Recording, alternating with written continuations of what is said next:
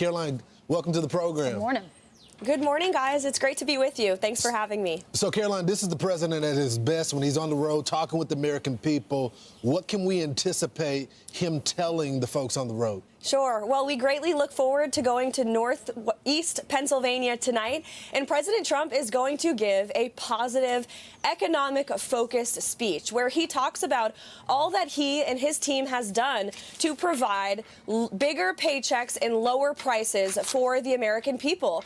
And don't forget, a year ago, President Trump inherited the worst inflation crisis in modern American history from the Biden administration, and I have watched every single day as President Trump and his tremendous economic team have been working to fix it. And they have through a very simple economic formula, which President Trump will talk about tonight. Number one, tax cuts. Within 6 months, President Trump signed the largest middle-class tax cut in American history. No tax on tips, overtime, Social Security. And you'll hear stories of everyday Americans tonight who will benefit directly from those tax rebates next year. You look at the massive deregulatory effort from President Trump and his team, which is saving American households and small businesses money.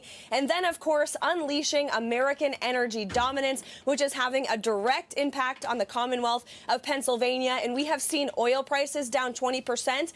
In 22 states, the average price of gas is less than $2.75 a gallon. Gas prices are at their lowest point in 5 years. This is all thanks to President Trump's economic agenda. There's a lot more work to do, and he'll talk more about that tonight. But this is going to be President Trump's bread and butter issue, focused on the economy. Nobody knows it better than him. Yeah, I think Republicans are hoping that the no tax on tips and all the ways that we're going to save in our taxes come April 15th next year, or whatever the date is, it's still April 15th, that we'll see our paychecks, we'll see more money in our pocketbooks, which will help the Republicans in the midterms. But these Democrats, they are running on the word affordability. I know Donald Trump has said it's a con job because we know that they want to raise taxes on the rich, and the way they're going to do this in free grocery stores and free buses, it's not going to work.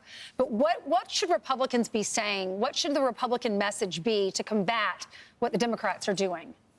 Well, the Democrats are the greatest con artists in American politics. They are pretending to champion the issue of affordability when they themselves created the worst inflation crisis in a generation. You can't create a problem and then turn around and say, I'm the best person to fix it. No, that's why President Trump was reelected, to fix it, and that's exactly what he's doing. So as President Trump has been screaming from the rooftops, Republicans need to remain tough and smart, and they need to be more vocal about touting the accomplishments of this administration. Again, inflation has slowed because of President Trump's economic policies. We see wages for the first time in 5 years are increasing by about $1,000 per the average American worker. We know wages were declining under this president. And as you mentioned, Ainsley, next spring, these tax rebates, that's real money back into the pockets of the American people for workers who work overtime, for those who collect tips, for those who are on Social Security. They are going to see that money back in their pocketbooks, and every single Democrat